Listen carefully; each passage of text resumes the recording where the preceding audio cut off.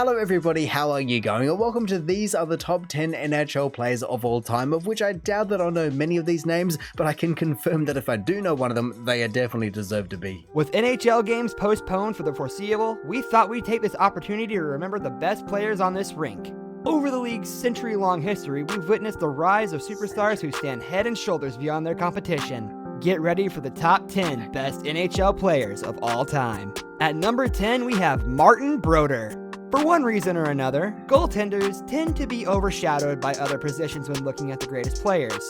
Defensive play tends to be more understated compared to offensive play, but they're just as essential, if not more, for the success of a team as a whole. That's why we're starting off this list with Martin Brodeur, the greatest goalie in NHL history. Brodeur played with the New Jersey Devils for a staggering 21 years. In that time, he achieved a lifetime record of 688 points, 394 goals, and 154 assists. The save percentage of .912 and a goals against average score of 2.24. Oh, well then, those statistics at the end there were pretty damn ridiculous, and I'm just trying to wrap my head around what I just heard. I think they were saying for every single goal he has scored, his teammates have scored 2, or with a 2-for-1 ratio, is it the fact that he saved 50% of goals? And even that, to save 90% of goals, I mean, I would love to know what actually counts as a shot on goal, but then also for him to be scoring goals as well. I think I heard 320 or so in his career. How is that possible? I certainly hope that they're not going to be own goals, but for a goalkeeper or a goaltender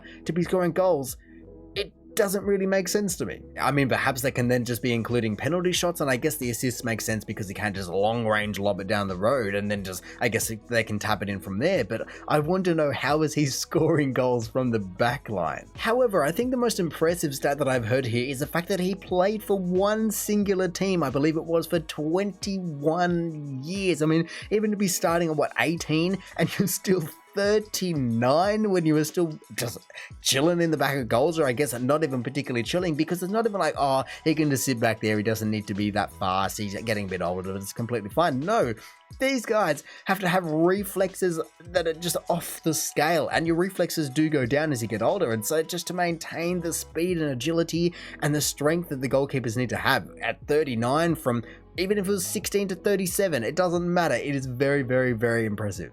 Number 9. Sidney Crosby. When making an all-time greats list, it's easy to overlook players who are still active and focus exclusively on their retired greats. Despite still being in the league at the age of 32, Crosby has proven that he's already matched the level of play of his predecessors, and in a lot of ways, he has surpassed it.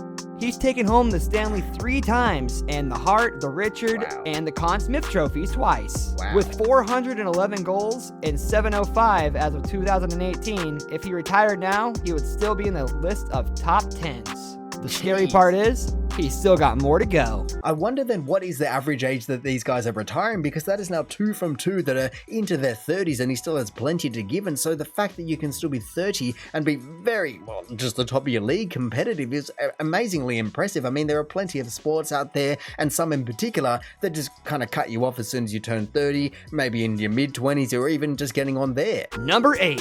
Mark Messier.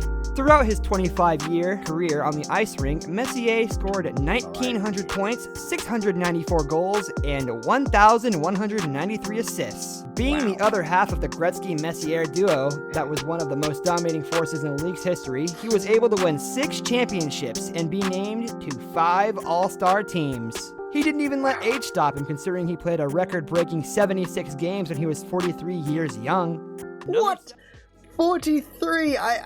I've never heard of such a high-level sport being having such old, so to say, people. Like, it's just unbelievable, especially to be such at the pinnacle of your career still, just having hundreds, I was going to say hundreds of thousands, but thousands of different assists and goals and all these different things. Man, these guys are just built different, aren't they? And of course, if you are going to be 50% of one of the most formidable duos in the rink's history, of course your stats are going to be just majorly boosted, but it's also just the fact that to get to that level, to be one of the best as a duo or as an individual, you just have to be such a performer, and not in a way where it's like, oh yeah, he showed up and he performed. No, like such a beautiful artistry in terms of what they do on the rink. Oh man, and I just had to do the calculation because I was curious as to how many goals does it equal per year if he's scoring 600 plus in 25 years, and it's over 30 a year. And so, I mean, I don't know how many games they play because I feel as though North American sports play perhaps a lot more games than other sports,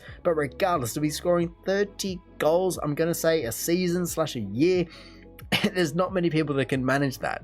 Number 7, Jean Beliveau. The legendary player hailing from the Montreal Canadiens, Beliveau was a force to be reckoned with. His career lasted from 1951 to 1971, and he achieved 507 goals and 712 assists. Wow. Beliveau did what few other players could ever do by winning the Stanley Cup not once, not twice, but 10 times. Damn. He also had the honor of winning the NHL's first ever newly minted Conn Smythe Trophy. The trophy was named after Hockey Hall of Famer Conn Smythe and is awarded to players for being playoff MVP. Number 6. Fair enough. I mean, he certainly sounds like an absolute powerhouse just to be winning that many awards and also just cups and everything like that. You were just going, well, you were clearly a power player, and you can really just drive home all of these big moments where it comes to the crunch. You can count on that guy just to get you out of it. And I just wanted to double check, what was the numbers? 507 goals and 712 assists. Wow, so to be having 712 assists. I mean, the last guy that we just looked at, he had 30 goals a season or a year, and this guy's getting, what, I guess 35 or so? That's a lot. I mean, I guess it can be easier to get assists if you really are just playing that center position, just passing it off to everyone, every which way, and then you have decent forwards as well. But my goodness, just to be getting that many assists, you're an absolute team player, and it is clearly reflected in the trophies that he received. Number 6, Mario Lemieux. Lemieux reaches our all-time top 10s list with the fewest games played. Despite this, he still put out some impressive numbers. Over 915 games, he made 690 goals and scored 1,033 assists, which is enough to turn any NHL enthusiast's head. The reason behind his relative lack of games played is actually quite tragic. Lemieux's career has been impeded by non-stop injuries, a cancer diagnosis, and a 3-year retirement. Perhaps under different circumstances, he would have been higher on the list, but we are sure he's satisfied with his stellar career as is. Oh man, I mean, yes, you were going to be just, in this regard, defined by certain statistics, and it's like, okay, you didn't make the top 5 in terms of goals or assists or whatever it may be, but like you said, if you're having such a short, confined, compact career and you're still managing to just pull these insane numbers, like, I was surprised by 700, and then this guy just goes ahead and pulls out 1,100 assists. Like, I guess he said scores 1,100 assists, and so I guess, is that passing it off, or is that receiving it from an assist? I can only imagine that is providing the puck to the other person, but it's weird to say scoring an assist. I feel as though they scored it, you assisted. Regardless though, it is always such a tragic story when someone is so devoted to the sport that they play and they just plagued by injuries, and I can only imagine that in such a combat sport almost that ice hockey becomes, that injuries would be quite common, and so to be trying to stay out of injuries would be very difficult. And so often when people get injured, it just becomes this rolling thing where they go off to get surgery, they come back, they get injured immediately, and then they go off again. They have 6 months out, they have 6 weeks off, whatever it may be, and then they come back and they get injured again. And whether it's the same thing or another thing, it's just the body just doesn't seem to be able to just maintain that same level. And so if someone truly is just predisposed to a particular condition or a particular injury, then they just, it's nothing you can really do about it. They just literally not built for that sport, and it's such a shame because, like I said, they are so devoted to it. Number 5, Maurice the Rocket Richard. I've heard of this. The Rocket and Beliveau crossed paths in their time on the Montreal Canadiens, which is why the Canadiens dominated during the 1950s. Together, the duo was unstoppable. Throughout Richard's 18-season career, he had 544 goals and 421 assists. He made history by scoring 50 goals in the 50-game season, making it a benchmark that all other players would be measured by. In his honor, the NHL decided to name the regular season scoring trophy the Maurice Rocket Richard Trophy.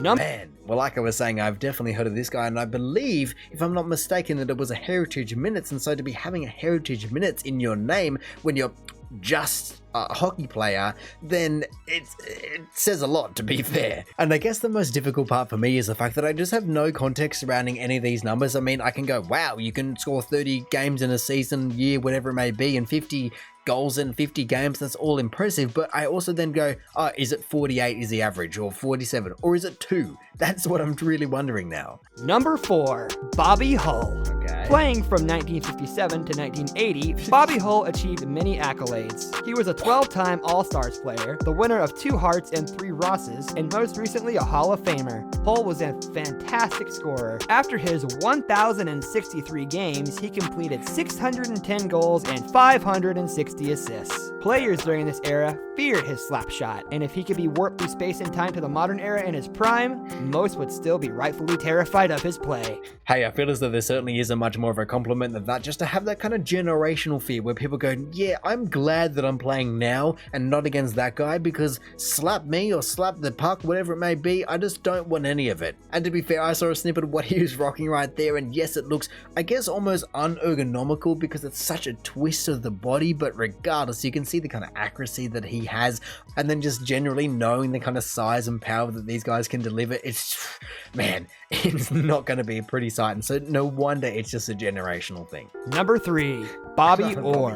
Bobby Orr is known for 2 things: his speed on the ice and his tragically short career. After 12 seasons, Orr retired with 657 games, 270 goals, and 645 assists. Wow. He also won 2 Stanleys, 8 Norrises, the Ross and Conn Smythe twice, and the Calder. His speed would be his greatest strength, but also the reason for his downfall. The injury-prone Orr faced knee injury after knee injury. He spent so much time in recovery that in his final 3 years, he only played a grand total of 36 games. Wow. Number 2. Again though, that sounds like a lot. 36 games in 3 years, yes, it's only 10 per year, but to be injury riddled and still playing 10 to 12 games a year, it's not nothing. And so I do wonder, how many games are these guys generally playing in a year? Because it sounds like you can just play 50, I guess, taking that from the other one perhaps. However, the main point that caught my eye is the fact that he made a point to say his speed on the ice, and I've seen all of these guys and they are all just ridiculous to my eyes, fast on the ice. I'm sure some people go, yes, it's just a general thing, and maybe there's a bit of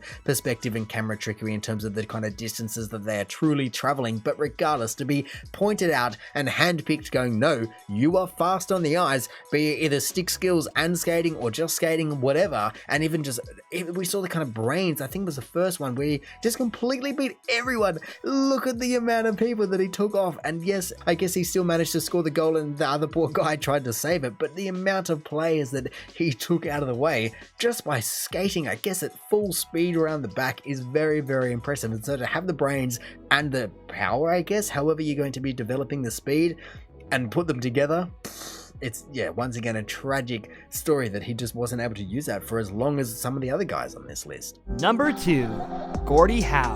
NHL fans will argue up and down whether Gordie Howe or Wayne Gretzky is better. After a lot of ruminating, we're giving Howe the second place spot. That's not a slight against him. Lovingly called Mr. Hockey by the fans, he dominated the ice between 1946 to 1980. He played a mind-blowing 1,767 games and didn't retire until he was 51 years old. The story goes that you had to watch out whenever Howe had the puck in control because he could land a goal from anywhere on the field.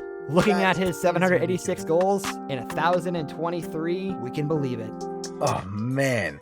Well, look, I have certainly heard of Wayne Gretzky, and I do believe that that is for a good reason, but as he said, it is certainly no mark against his name. My goodness, Gordie Howe, just the stamina, I'm speechless about how long these guys are able to play. I was blown away by 43.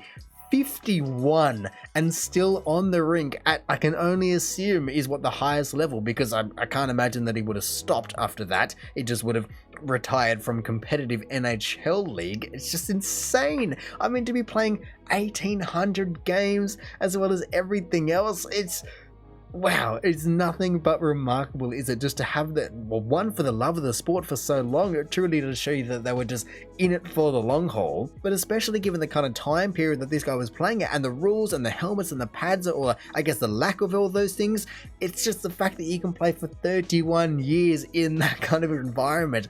I don't know how the body and the mind and everything sustains that kind of conflict. It's honestly ridiculous. So for him to be having all of the different characteristics that were listed, from the score from anywhere to the speed, and like I said, just the years on the ice, there was no wonder that he's called Mr. Hockey. It's, man, I guess I just have to watch Wayne now and see how he possibly beats him. Number 1, Wayne Gretzky. Come on No now. one is more well known in the world of hockey than Wayne Gretzky, and there's a good reason for it. His tenure in the league is unmatched. Just look at his awards. 4 Stanley Cup wins, 10 Art Ross 9 Hearts, 5 Pearsons, 2 Conn Smiths, and 15 All-Star picks. Wow. He beat the Rockets scoring record, and no other player has gotten close within the past 40 years. Dang. Gretzky is so revered that his number has been retired from use. No other player in the NHL has been given that honor, and that's why we Wow. chose him to be number 1 in our list. That's Wow, that is that is remarkable. Even just for the entire league to come together and go, no. I mean, I would have thought that numbers would have been position-based things, just based on so many other sports that do it like that, and it's not a number that they actually choose, which is pretty cool in its own right. But to just retire that number, that is pretty darn insane. My goodness, I mean, they didn't even need to list any of his statistics in terms of goals, besides the fact that he just says, well, he has the most, and I guess that is where it still stands, isn't it? Just for him to be having the most, what is the most? Is it over 2,000? Is it over 3,000? I honestly don't know. And whatever the number is, as remarkable as it is, I honestly wouldn't be surprised, because this is definitely a name that I feel as though I know the name, and I wouldn't have been able to even just put it to the sport. Like, not originally, not years ago when I first remember hearing about the name. I just would have gone, yeah, that's a famous sports person, but I don't even know what they play. They're just that synonymous with just being the best, basically. And honestly, once again, I think I'm just being let down by the lack of knowledge that I have in terms of all these awards. I mean, I can go, yeah, 15, good on you, but I have no idea how hard and how rare and how all of those kind of things these awards are. I mean, for him to just be probably once again just beating everyone else in that department as well, awesome. But it's just so much context that I wish I had just to truly appreciate how good all of these top 10 are, because all of these guys were and are, and I guess always will be, just incredible players. There is nothing of that aspect that can ever be taken away from them. And so I guess if anyone is lucky enough or was lucky enough to experience these players in the flesh or in their prime, man, that is a serious display of showmanship that you witnessed.